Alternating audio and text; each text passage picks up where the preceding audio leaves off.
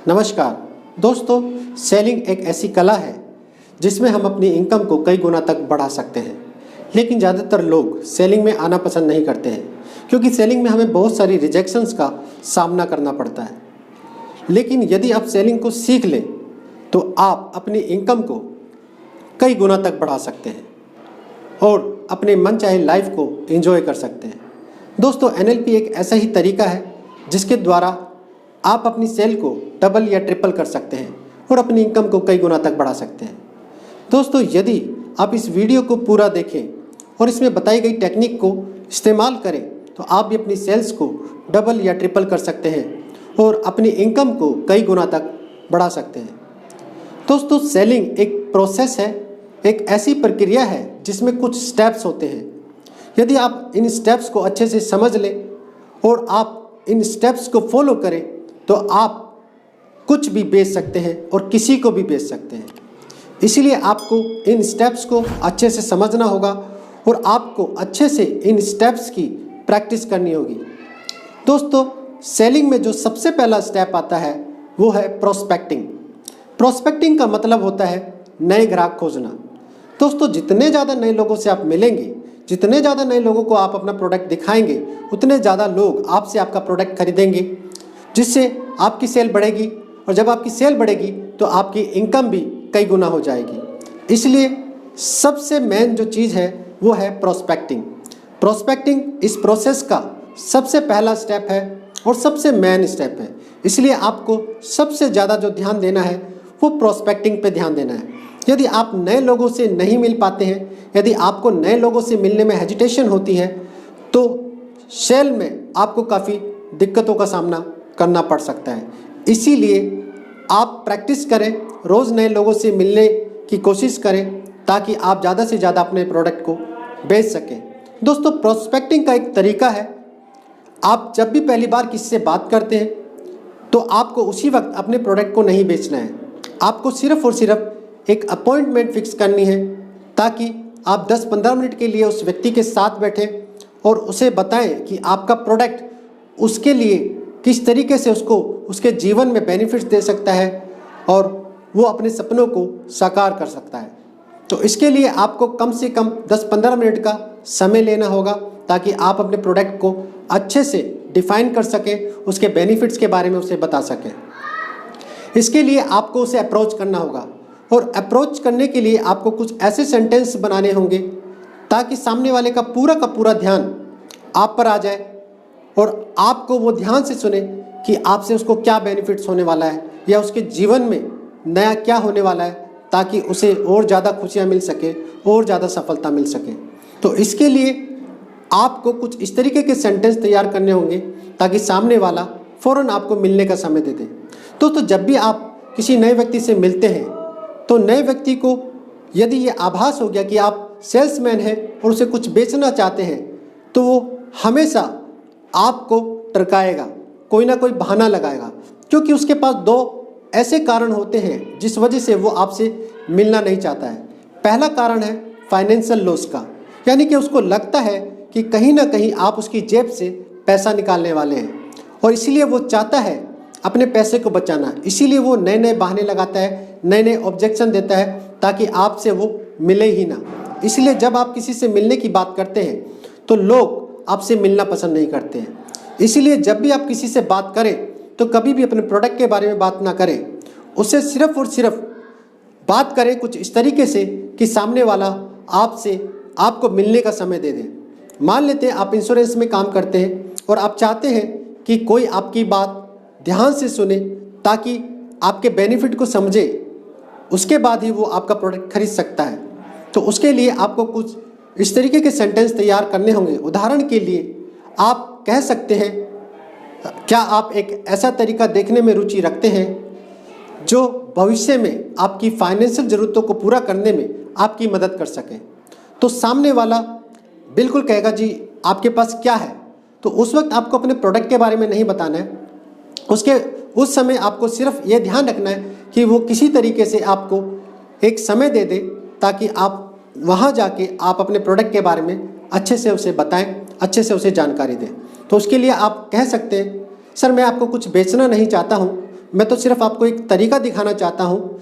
इसे देखने के बाद आप मुझे बता सकते हैं क्या भविष्य में कभी आपको इस तरीके की ज़रूरत है या नहीं है। और इस तरीके को देखने में सिर्फ आपको 10 से 15 मिनट का समय लगेगा। दोस्तों, जब इस तरीके से आप उससे बात करते हैं तो यहाँ पे आप उसे कोई प्रोडक्ट नहीं बेच रहे हैं, आप तो उसे सिर्फ एक तरीका दिखाना चाहते हैं जो भविष्य में कभी यदि उसकी ज़रूरत होगी तो वो आपसे ले लेगा। यदि आप इस तरीके से बात करते हैं तो सामने वाला आपको 10 से 15 मिनट मिलने का समय देगा और वो आपको अपने पास बुला लेगा। तो इस तरीके से आपको अपॉइंटमेंट फिक्स करनी है। यदि आप नेटवर्क मार्केटिंग में हैं और नेटवर्क मार्केटिंग में आपका जो प्रोडक्ट है वो है रोज़गार, आप दूसरे लोगों को रोज़गार बेच रहे हैं, तो इसी तरीके से आपको नए लोगों को अप्रोच करना होगा ताकि उन लोगों को जब आप पूरी जानकारी दें तो वो आपके साथ आपके बिजनेस में जुड़े।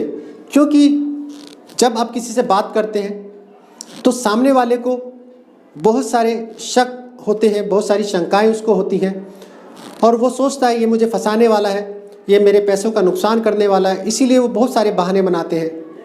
यदि आप चाहते हैं कि आपके साथ लोग जुड़े तो आपको भी कुछ इस तरीके के सेंटेंस तैयार करने होंगे। उदाहरण के लिए आप कह सकते हैं, क्या आप एक ऐसा तरीका देखने में रुचि रखते हैं जिसके द्वारा आप अपनी मंथली इनकम को अगले कुछ हफ्तों में डबल या ट्रिपल कर सकें। दोस्तों, इस तरीके से जब आप बात करेंगे तो सामने वाला बिल्कुल आपको यस कहेगा और वो आपको सुनना चाहेगा, वो जानना चाहेगा कि आपके पास ऐसा कौन सा तरीका है जिसके द्वारा आप उसकी इनकम को डबल या ट्रिपल कर सकते हैं। तो आप उससे इसी तरीके से समय लें 10 से 15 मिनट का, ताकि वहाँ पे आप जाके उसे पूरी जानकारी दें ताकि वो आपके साथ आपके बिजनेस में आना पसंद करें। दोस्तों, इस तरीके से आप प्रोस्पेक्टिंग कर सकते हैं। सेकंड जो स्टेप होता है वो होता है रेपो बिल्डिंग का। दोस्तों, रेपो का मतलब होता है विश्वास बनाना। जब तक सामने वाला आप पर विश्वास नहीं करेगा तब तक वो आपके किसी भी प्रोडक्ट को नहीं खरीदेगा। इसलिए सबसे पहले आपको अपने क्लाइंट का विश्वास जीतना है और अपने क्लाइंट का विश्वास जीतने के लिए आपको कुछ NLP की टेक्निक्स इस्तेमाल करनी होगी, उन्हें सीखना होगा और उन्हें सीखने के बाद आप किसी भी व्यक्ति के साथ सिर्फ कुछ ही मिनटों में उसके साथ रेपो बना सकते हैं, यानी कि विश्वास में आप ला सकते हैं। उदाहरण के लिए इसमें कुछ टेक्निक्स आपको इस्तेमाल करनी होगी। जैसे पहली टेक्निक्स की यदि हम बात करें तो वो है पैसिंग लीडिंग। दोस्तों, पैसिंग लीडिंग एक ऐसी टेक्निक है जिसके द्वारा आप किसी भी इंसान को बहुत जल्दी अपने विश्वास में ला सकते हैं। पैसिंग का मतलब होता है सामने वाले से कुछ ऐसे बात करना कि सामने वाला आपको यस में ही आंसर दे। उदाहरण के लिए यदि मैं आपसे कहूँ कि जैसे कि आप मेरी वीडियो को देख रहे हैं और मेरी आवाज़ की ध्वनियों को सुन रहे हैं, इसमें मैं आपसे कह रहा हूँ कि आप मेरी वीडियो को देख रहे हैं तो इसमें आप यस ही बोलेंगे। और जैसे कि मैं आपसे कह रहा हूँ कि आप मेरी आवाज़ की ध्वनियों को सुन रहे हैं तो डेफिनेटली आप इस वक्त सुन रहे हैं तो आप यस ही बोलेंगे। तो इस तरीके से आप उनसे यस ले सकते हैं। जब आप किसी के पास जाते हैं तो आप उनसे बात कर सकते हैं। जी, जैसे मान लीजिए उनके 2 बच्चे, तो आप कह सकते हैं कि आपके 2 बच्चे हैं। आप इस तरीके से कुछ सवाल आपको तैयार करने होंगे जिससे सामने वाला आपको यस ही कहे। उसके बाद आपको उनको लीड करना है। लीड करने का मतलब है आपको कुछ कमांड्स देनी होती हैं। उदाहरण के लिए यदि मैं आपसे कहूँ जैसे कि आप मेरी वीडियो को देख रहे हैं और मेरी आवाज़ की ध्वनियों को सुन रहे हैं, इसका मतलब आप जानना चाहते हैं कि इस वीडियो में ऐसा क्या है जिसके द्वारा आप अपनी सेल्स को डबल या ट्रिपल कर सकें। इसलिए आप चाहेंगे इस वीडियो को पूरा देखना। दोस्तों, ये कमांड है। यहाँ पे मैं आपको लीड कर रहा हूँ। पहले जो मैंने 3 सेंटेंस कहे उसमें यस वाले हैं और बाद में जो मैंने चौथा जो सेंटेंस बोला या वाक्य बोला, ये कमांड है। यहाँ पे मैं आपको लीड कर रहा हूँ। मैं चाहता हूँ आप इस वीडियो को पूरा देखें, इसीलिए मैंने इस तरीके से आपको पैसिंग और लीडिंग को यूज़ किया। इसी तरीके से आप भी अपने सेलिंग में इस तरीके से पैसिंग और लीडिंग को यूज़ कर सकते हैं, इस्तेमाल कर सकते हैं। इसके लिए आप मेरी जो रेपो वाली वीडियो है उसे आप देख सकते हैं, उसका लिंक मैं आपको नीचे दे दूँगा। इस तरीके से आप सामने वाले के साथ रेपो बना सकते हैं। दूसरी इसकी जो टेक्निक है वो है मैचिंग और मिररिंग। दोस्तों, जब भी आप सामने वाले से बात करते हैं, जब भी आप अपने क्लाइंट से बात करते हैं, तो आपको सामने वाले की वॉइस के साथ मैचिंग करनी है, सामने वाले की जो टोनलिटी है उसके साथ आपको मैचिंग करनी है, सामने वाले के जो पोज है उसके साथ आपको मैचिंग करनी है। और यही नहीं, इसके साथ साथ सामने वाले की जो फिजियोलॉजी है उसके साथ भी आपको मैचिंग करनी है, जिसके द्वारा जब आप इस तरीके से मैचिंग करते हैं तब आप 100% कम्युनिकेशन करते हैं। क्योंकि मनोवैज्ञानिक ये कहते हैं कि वर्बल कम्युनिकेशन जो होती है वो केवल 7% होती है, और टोनलिटी के द्वारा जो हम कम्युनिकेशन करते हैं वो 38% होती है, और 55% कम्युनिकेशन हम फिजियोलॉजी के द्वारा करते हैं, यानी कि बॉडी लैंग्वेज के द्वारा करते हैं। इसीलिए आपको ये 100% कम्युनिकेशन सीखनी होगी ताकि आप अपने प्रोडक्ट को अच्छे से बेच सकें। तो इस तरीके से आप मैचिंग और मिररिंग को यूज़ कर सकते हैं अपनी सेल को बढ़ाने के लिए। थर्ड चीज़ आती है एंकरिंग। दोस्तों 1904 में रशिया में एक साइकोलॉजिस्ट थे जिनका नाम था डॉक्टर इवान पावलोव। उन्होंने एक एक्सपेरिमेंट किया। उन्होंने कुछ भूखे कुत्ते लिए और उनके सामने मीट रख दिया। क्योंकि कुत्ते भूखे थे वो मीट के ऊपर टूट पड़े, लेकिन वो मीट तक पहुंच नहीं पा रहे थे, क्योंकि डॉक्टर पावलोव ने मीट और कुत्तों के बीच में कुछ ऐसा रख दिया कि कुत्ते मीट को देख तो सकते थे लेकिन उसे खा नहीं पा रहे थे। क्योंकि कुत्ते भूखे थे और कुत्तों ने अपनी राल को टपकाना शुरू कर दिया। जैसे ही कुत्तों ने राल को टपकाना शुरू किया, डॉक्टर पावलोव ने अपना घंटा लिया और वो बजा दिया, टन। अगले दिन इस एक्सपेरिमेंट को उन्होंने फिर से किया। फिर से उन्होंने भूखे कुत्तों के सामने मीट रखा और फिर से उन्होंने मीट और कुत्तों के बीच में कुछ ऐसा रख दिया कि आज भी कुत्ते मीट को देख तो सकते थे लेकिन उसे खा नहीं सकते थे, क्योंकि कुत्ते भूखे थे। और उन्होंने आज भी अपनी राल को टपकाना शुरू कर दिया। और जैसे ही कुत्तों ने राल को टपकाना शुरू किया, डॉक्टर पावलोव ने फिर से अपना घंटा लिया और फिर से बजा दिया, टन। इस तरीके से इस एक्सपेरिमेंट को उन्होंने लगातार कुछ दिनों तक किया। और एक दिन कुत्ते खा पी कर सोए हुए थे, उन्होंने अपना घंटा लिया और उसे बजा दिया, टन। कुत्ते उठे और अपनी लार को टपकाने लग गए मानो जैसे बहुत भूखे हों, जबकि कुत्ते भूखे नहीं थे। दोस्तों डॉक्टर इवान पावलोव ने इस एक्सपेरिमेंट को एक नाम दिया, क्लासिकल कंडीशनिंग। इसी को NLP में हम एंकरिंग कहते हैं। दोस्तों एंकरिंग को आप अपनी सेल्स में इस्तेमाल कर सकते हैं और अपनी सेल्स को बढ़ा सकते हैं। दोस्तों एंकरिंग क्या है, एक उदाहरण के द्वारा आप और समझिए कि जब भी हम किसी इमोशंस की पीक पे होते हैं, इमोशंस यानी कि जब आप खुश होते हैं या फिर आप गुस्से में होते हैं या आपको कोई डर लग रहा है या आपको भूख लग रही है, ये इमोशन है। तो जब भी आप किसी इमोशंस की पीक पर होंगे उस वक्त आप कुछ देख ले या कुछ सुन ले या टच कर ले या आप टेस्ट कर ले या स्मेल कर ले, तो उस सेंस के साथ वो इमोशंस एसोसिएट हो जाते हैं। और दोबारा जब भी आप उस घटना में जाते हैं या उस जगह जाते हैं तो ऑटोमेटिकली वो इमोशंस उस पीक पर आ जाते हैं। दोस्तों जब भी आप पहली बार किसी क्लाइंट से मिलते हैं तो पास्ट में ज़रूर कभी ना कभी किसी सेल्समैन से मिले होंगे, कभी ना कभी कुछ खरीदा होगा, तो आप उस घटना को याद दिला सकते हैं। और जैसे ही आप उस घटना को अपने क्लाइंट्स को याद दिलाएंगे, आपकी क्लाइंट की जो स्टेट है वही आ जाएगी, उसी स्टेट में आ जाएगी जब उसने उस प्रोडक्ट को खरीदा था।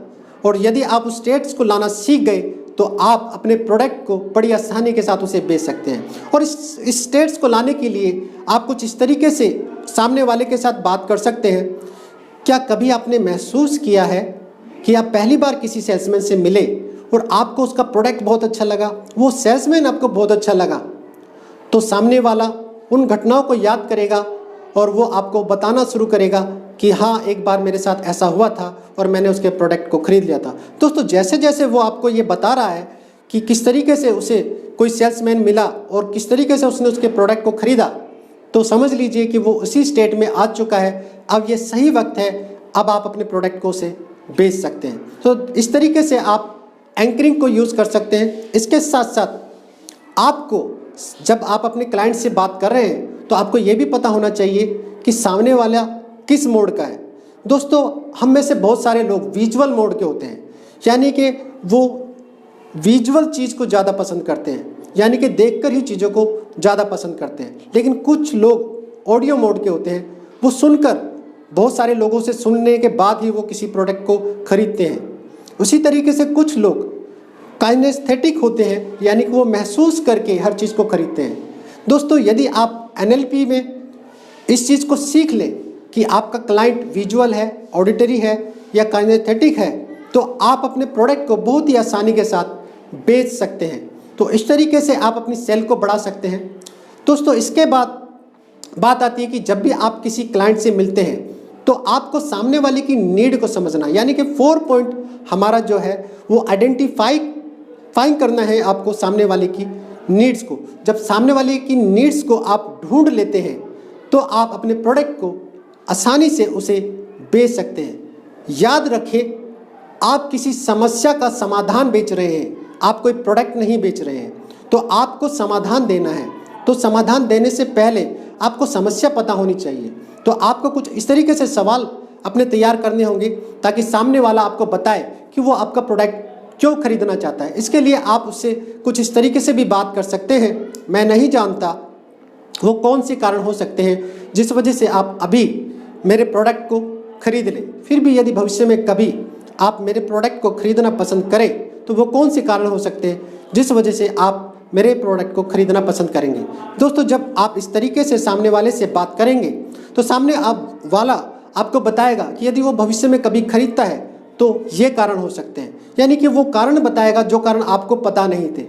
और आप उन सभी कारणों को पे ध्यान रखें और उन कारणों को नोट करते जाएं, ताकि जब आप अपनी प्रोडक्ट की प्रेजेंटेशंस दें तो आप बताएं कि देखिए ये वो कारण है जो मेरा प्रोडक्ट आपको ये बेनिफिट दे सकता है। तो इस तरीके से आप सामने वाले से बात कर सकते हैं। जब आप उसकी नीड को समझ लेते हैं, उसके बाद बारी आती है आपके प्रोडक्ट के प्रेजेंटेशंस की, यानी कि 5th जो पॉइंट है वो है प्रेजेंटेशंस का। यहाँ पे आप बताइए कि आपका प्रोडक्ट उसके लिए किस तरीके से फ़ायदेमंद हो सकता है, किस तरीके से उसके जीवन में उसके सपनों को पूरा करने में मददगार हो सकता है। तो इस तरीके से आप अपने प्रोडक्ट के बारे में उसे बता सकते हैं। और 6 जो पॉइंट होता है वो होता है ऑब्जेक्शन हैंडलिंग, यानी कि सामने वाले के कुछ ऑब्जेक्शन भी हो सकते हैं और आपको उन ऑब्जेक्शंस को सही तरीके से हैंडल करना होगा। दोस्तों, उसके लिए आप कुछ नेक्स्ट वीडियो आप मेरी देख सकते हैं, कुछ बुक्स आप पढ़ सकते हैं जिसमें बहुत सारे तरीके से बताए हुए हैं कि आप किस तरीके से ऑब्जेक्शन को हैंडल कर सकते हैं। उसके बाद जो 7 स्टेप होता है वो होता है क्लोजिंग का। दोस्तों, इस पूरी प्रक्रिया में यदि आप क्लोज नहीं करते हैं सेल्स तो कोई फ़ायदा नहीं है। इसलिए आपको सबसे ज़्यादा जो ध्यान रखना है वो रखना है क्लोजिंग पे, और आपको लास्ट में क्लोज ज़रूर करनी है सेल्स को, तभी आपका ये प्रोसेसिंग कंप्लीट होगी। उसके लिए आप उससे कुछ इस तरीके से पूछ सकते हैं,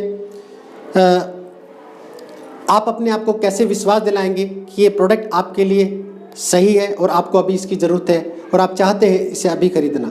तो इस तरीके से जब सामने वाला आपको बताए हाँ ये प्रोडक्ट मेरे लिए सही है और मुझे अभी इसकी ज़रूरत भी है, तो यहाँ पे आप अपनी सेल को क्लोज कर सकते हैं, यानी कि आप अपने क्लाइंट को अपना प्रोडक्ट बेच सकते हैं और ये प्रोसेस यहाँ पे कंप्लीट हो जाता है। दोस्तों, इस तरीके से आप अपनी सेल्स को डबल या ट्रिपल कर सकते हैं या इससे भी कई गुना कर सकते हैं और अपनी इनकम को कई गुना तक बढ़ा सकते हैं। दोस्तों, यदि ये वीडियो आपको अच्छी लगी और आप चाहते हैं इस तरीके की वीडियो आपको सबसे पहले मिले, तो आप मुझे नीचे कमेंट करें और बताएं कि इस तरीके की वीडियो आपके जीवन में आपको क्या बेनिफिट्स दे रही हैं, ताकि आगे मैं आपके लिए और अच्छी वीडियो बना सकूं और ज़्यादा जानकारी दे सकूं, ताकि आप अपने जीवन में अपने सपनों को साकार कर सकें।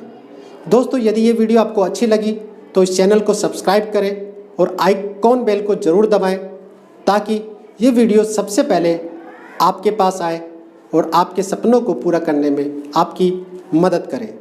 इस वीडियो में इतना ही, नेक्स्ट वीडियो में फिर से मिलेंगे। जब तक के लिए नमस्कार।